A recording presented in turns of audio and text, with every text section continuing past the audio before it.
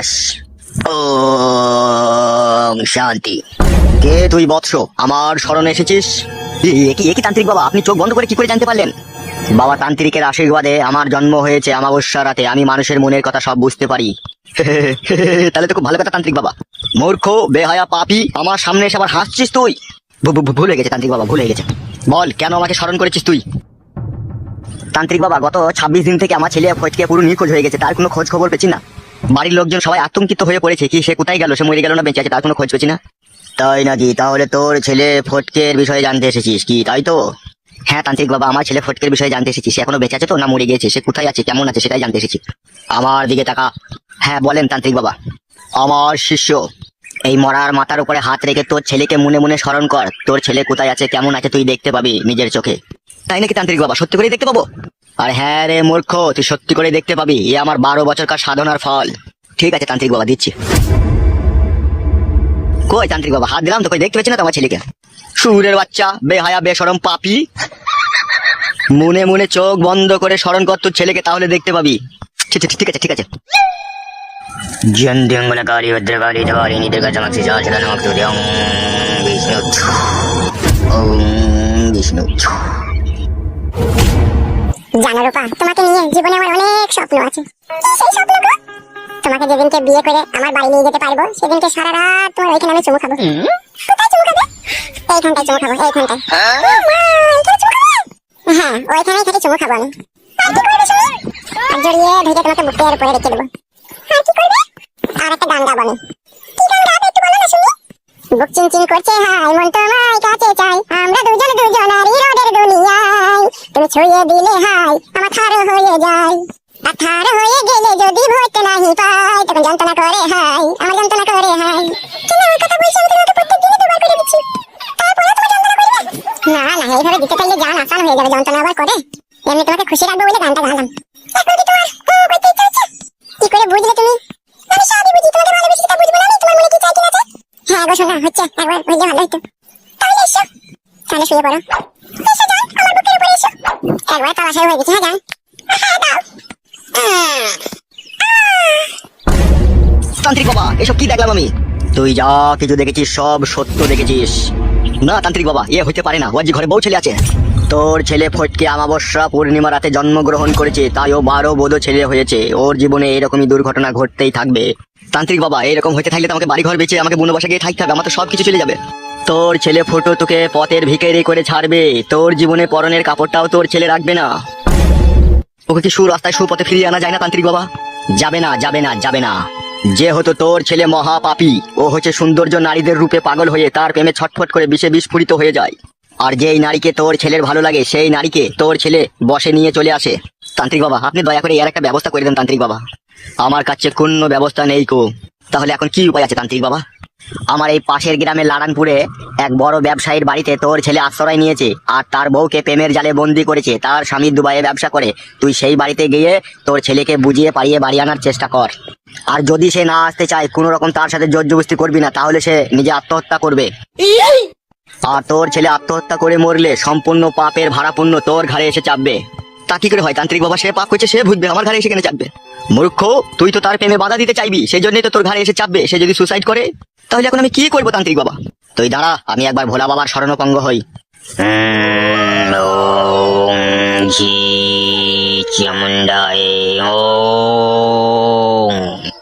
ভোলা বাবার শরণাপন্ন হয়ে যেটা বুঝলাম, তুই তোর ছেলের কাছে যাবি, তোর ছেলেকে বুঝিয়ে পারে বলবি যে তোর বউ ছেলে আছে, তুই এসব করিস না, তুই বাড়ি চো। তারপরে যদি না শুনে, তুই কোন রকম জোরজবস্তি করবি না। সে যা বলবে ঠিক আছে সেটাই তুই মেনে নিবি, না হলে তোর কপালে মহা বিপদ রয়েছে বৎস। ঠিক আছে তান্ত্রিক বাবা, তাই হবে। তাহলে যা, এই মুহূর্তে এখনই চলে যা তোর ছেলের কাছে। তান্ত্রিক বাবা একটু আশীর্বাদ দিয়ে দেন, যাতে আমার ছেলেকে আমি বুঝিয়ে পারি সুরাস্তায় ফিরিয়ে নিয়ে আসতে পারি।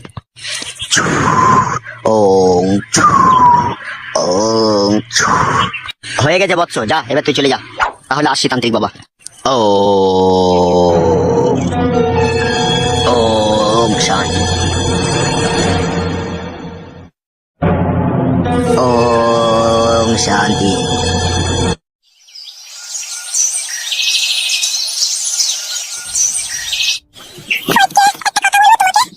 একটা কি বলছো রূপা? তুমি 100টা বলো, তুমি আমার রক্ত মাংসের সাথে মিশে গিয়েছো। তুমি যা বলবে আমি তাই শুনবো। শোনা, বলো কি বলবে? আমার 6 বছর হলো বিয়ে হয়েছে, আমার স্বামীর প্রতি এতটা টান নেই, আগে যতটা ছিল। তুমি আমাকে যেদিন সবকিছু মুছে দিয়েছি।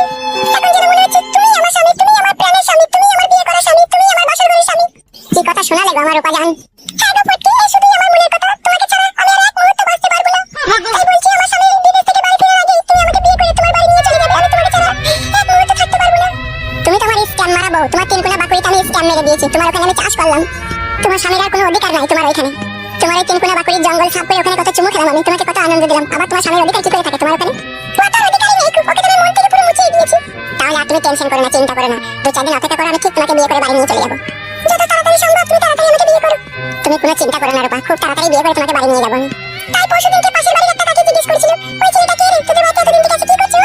তাই নাকি? দেখি বললে তুমি? আমি তো বললাম আমার মাসির ছেলে। বাহ, গুড আইডিয়া, ভালো কথা বলেছো। তার কতদিন এই সমাজে মানুষকে মিথ্যা কথা বলবো, আর আমার মিথ্যা কথা বলতে ভালো লাগে না। তুমি আমাকে বিয়ে করে নিয়ে চলো। অফকোর্স, অবশ্যই নিয়ে যাবো জান। একটু ধৈর্য রাখো শোনো, আমার ধৈর্যের ফল অনেক মিষ্টি হয়। এ কি বাবা এখানে? কিরে, কি ব্যাপার? কিরে তোর তোর কি আসমান থেকে পড়ে তো জন্ম হয়েছিল নাকি? তোর বাড়িতে যে মা আছে, বাবা আছে, তোর বউ আছে, আবার এই কিছুদিন আগে তোর ছেলে হয়েছে, তো সে হুশ কি আছে? কার ছেলে হয়েছে?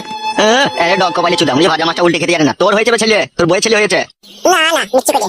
গুদুম করে মারবো আর ডগ কপালি চুদাকে। মিছে করে বলছি আমি ছেলে হয়ে যাবে তো সত্যি করে। বাড়িচো বাড়ির লোক সব না খাওয়া না দাওয়া 10-12 দিন থেকে চিন্তায় পড়ে রয়েছে তোর লেগে। বাড়িচো। কার বাড়ি? কিসের বাড়ি বাবা? আমার কোনো বাড়ি ঘর নাই। আমি ফুটপাতে ছেলে, ফুটপাতে মানুষ হয়েছে, ফুটপাতে থাকবো। আমি কোনোদিন বাড়ি ঘর যাবো না। দেখ বাপ শোনা, আমার সংসার করতে গেলে একটু ঝগড়া অশান্তি হয়, তাই বলে বাড়ি ছেড়ে পালাই তা তো হয় না বল। আমি জানি বাবা, সংসার করতে গেলে একটু ঝগড়া অশান্তি হয়। তা বলে এই নয় বইয়ের কাছে ছুটে গিয়ে বুকে লাথ খেতে হয়, গেলে মাথা ছুটতে হয়। এ তো সম্পূর্ণ তোর নিজের ভুল বাবা। তুই তো বিয়েওয়ালা মেয়েকে বিয়ে করে তুই বলেছিলি আমি খুব সুখী হবো। এখন তুই যদি দুঃখ পাস তো তুই দায়ী বাবা। হ্যাঁ, ভুল তো আমারই ছিল, কিন্তু এখন তার কিছু করার নেই। এখন ও মাঝিকে আমি আর নেবো না। তা বললে কি করে হয়? এখন ছেলে হয়ে গেছে যাবে, তোর একটা ব্যাটা হয়েছে। শোনো বাবা, বেটা হোক আর বিটি হোক তাতে আমার কোনো যায় আসে না, ঠিক আছে? আমি আর বাড়ি ঘর যাবো না। আর বাড়ি ঘর গেলে আমার একটা বিশাল শর্ত আছে তোমার উপরে। কিসের সত্য তোর? এই মেয়েটিকে আমি ভালোবাসি, এটা আমি কথা দিয়েছি, আমি বিয়ে করবো। কেন এই মেয়েটার কি বিয়ে হয়নি? বিয়ে হয়েছে, তবুও ওকে আমি বিয়ে করবো। ওর স্বামী দুবাই থাকে, ও 9 মাসে 6 মাসে একবার বাড়ি আসে। ওর স্বামী সুখ পায় না, আর এইদিকে আমি বইয়ের সুখ পাই না। তাই আমাদের দুজনের মনের মিলন হয়েছে, আমি ওকে বিয়ে করবো। ও আমাকে বিয়ে করতে রাজি আছে। হবে একটা হিসাবের কথা বল। ওরও বিয়ে হয়েছে, তোরও বউ ছেলে আছে, আবার তোকে বিয়ে করবি। এগুলো সমাজের লোক কি বলবে? পিটিয়ে মেরে দেবে যাবে তোকে। সমাজের লোক পিছিয়ে মেরে দেবে? গাঁর কথা কথা বলছো নাকি তুমি? তাহলে সমাজের লোকগুলোকে বলো আমি যে বইয়ের কষ্ট যন্ত্রণা ভোগ করছি, রাতে বইয়ের কাছে শুতে পেছি না। তাহলে সমাজের লোককে বলো তাদের বউগুলোকে একবার করে আমাকে টেনে দেবে। সমাজের লোক মারা থাকে। সমাজে তুমি কি বলবে? সমাজের লোককে গায়ে কাটি দিয়ে খুশি দিতে জানে, ওরা ভালো জিনিসের বিচার করতে জানে। গাঁর মাঝে তুমি আবার সমাজের কথা বলবে না। আমার সামনে এসে বলে দিলাম তোমাকে, বাবা বলে মানবো না। বাড়িতে গিয়ে এতদিন ছিলাম আমি, কোনোদিনও বইয়ের সুখ পাইনি। কোনোদিনও মা যে আমাকে কাছে থেকে ভালো করে আরাম করে ভিতরে হইতে দেয়নি। যখন ভিতরে হইতে গেলাম তখনই বলতো মেন্স হয়েছে। আজকে হবে না, কাল হবে। গাঁর কখনো মারানো পেয়েছে নাকি? স্বামীর সাথে এরকম জাল জুচ্চুরি করবে? খারাপ দিকে আমি দেবো না। তুই দুঃখ কষ্টটা সবই আমি বুঝি রে বাপ, কিন্তু আমার যে কিছু করার নেই না। সে যে বৌমা হয়ে যাবে না, বৌমাকে এত কিছু বুঝিয়ে বলা সম্ভব? শ্বশুর হয়ে বল। বুঝিয়ে বলা যখন তাকে সম্ভব নয়, তাহলে তুমি একটা জিনিস বুঝে নাও বাবা। তোমার পাশে যে মেয়েটাকে দেখতে পেয়েছো, এই চিনি পাকানটাকে আমি বিয়ে করে চিনি পাকানের শরবত আমি খাবো। তাহলে তুই বলতে চাইছিস তুই বাড়ি ঘর যাবি না, তাই তো? যাবো না কথা তো একবারও বলিনি বাবা। এই মেয়েটাকে আমি বিয়ে করে বাড়ি নিয়ে যাবো। তুমি কি মাইন্ডে কি মাইন্ডে না সেটা বলো। যদি বলো মাইন্ডে তাহলে যাবো, আর যদি বলো মাইন্ডে না তাহলে যাবো না। যেদিকে দু চোখ যায় সেদিকে চলে যাবো মা। আর কোনোদিনও তুমি আমাকে দেখতে পাবে না মা। ওই রকম কথা বলিস না রে বাপ ফটকে, তাহলে তোর মায়ের আত্মা শান্তি পাবে না। তোর মা যখন মৃত্যু সজ্জায় বিছিনে ছিল তখন তোর মাকে আমি কথা দিয়েছিলাম যে তোমার ছেলে জীবনে যা কিছুই করবে আমি বাপ হয়ে সেটা মেনে নেবো। তোমার ছেলেকে কোনোদিনও আমি কষ্ট দেবো না। তাহলে বাবা মায়ের ভালোবাসাটা তো রাখো বাবা। তোর মায়ের ভালোবাসা আমি রেখে দিয়েছি রে বাবা, কিন্তু তুই যে পায়ে পায়ে ভুল করছিস রে বেটা। এখন এসব আইতে ফাইতে কথা বলে না বাবা। এখন একটা পাশে মেয়ে বসে আছে, বুঝতে পারছো না তুমি? তাহলে এখন তুই কি করতে চাইছিস সেটা আমাকে বল। এখন আমি বলতে চাইছি এই মেয়েটাকে আমি বিয়ে করবো। তুমি যা হোক করে বাড়িতে ম্যানেজ করবে। তোর বউ যদি এই মেয়েটার সাথে ঝগড়া শান্তি করে তখন কি হবে? বালের বাবা নাকি তুমি? ঝগড়া শান্তি করবে বলেই হয়ে যাবে নাকি? তোমার কাছে তো টাকা আছে, অন্য জায়গায় আমাকে একটা জায়গা কিনে একটা টিনের ঘর করে দেবে, ঠিক আছে? বাসের ছাউনি দিয়ে এই মেয়েটাকে নিয়ে সেখানে সুখের ঘর বাঁধবো। আর সে বড় মাঝে তোমার বাড়িতেই থাকবে। উফ বড় ভারী টেনশন দিয়ে দিচ্ছিস রে বাপ তুই। টেনশন দিলাম তোমাকে বড় মেয়েটা? টেনশন লয় বড়, এটা দুটো বিয়ে করবি। আমি নাহলে যতদিন বেঁচে থাকবো ততদিন তোকে খেতে দেবো। আমি মরে যাওয়ার পর কে তোকে খেতে দেবে? রুজি রুটি মালিক হচ্ছে ভগবান, ঠিক আছে? তোমাকে এই নিয়ে কত চিন্তা করতে হবে না। তুমি শুধু আমাকে একটা জায়গা কিনে একটা বাসের ছাউনি দিয়ে টিনের ঘর করে দেবে, বুঝতে পেরেছো? আর তোমাকে কিছু করতে হবে না। আর বাড়িতে ওদের একটু বুঝিয়ে পারিয়ে টাইট করে দেবে। তা তুই এই মেয়েটাকে বিয়ে করছিস তো নাকি? না না বড়, এখনো করিনি। 2-4 দিনের মধ্যে বিয়ে করে নেবো। তাহলে তো বাড়ি কবে আসছিস? আমি ঠিক ফুস করে বাড়ি চলে যাবো, ঠিক আছে? আর বাড়িতে কাউকে কিছু বলার দরকার নাই। তুমি একটা জায়গা কিনে টিনের ঘর মর করে ওখানে রেডি করে রাখো। মানুষ হইতে পারলি না তুই। বালের এই 4 দিনের দুনিয়ায় বাঁচতে চাওয়া মানুষ হয়ে আবার কি হবে? মানুষ হয়ে থাকাই ভালো। তাহলে তুই কি বলতে চাইছিস বাড়িতে কাউকে কিছু বলবো না এই ব্যাপারে? না, কাউকে কিছু বলার দরকার নাই। যদি জিজ্ঞেস করে বলো খুঁজে পাইনি, ঠিক আছে? আর এদিকে তলায় তলায় তুমি একটা জায়গা কিনে একটা ঘর করে রেখে দেবে। বেশ ঠিক আছে, তাই হবে। ঠিক আছে, যাও বাড়ি চলে যাও।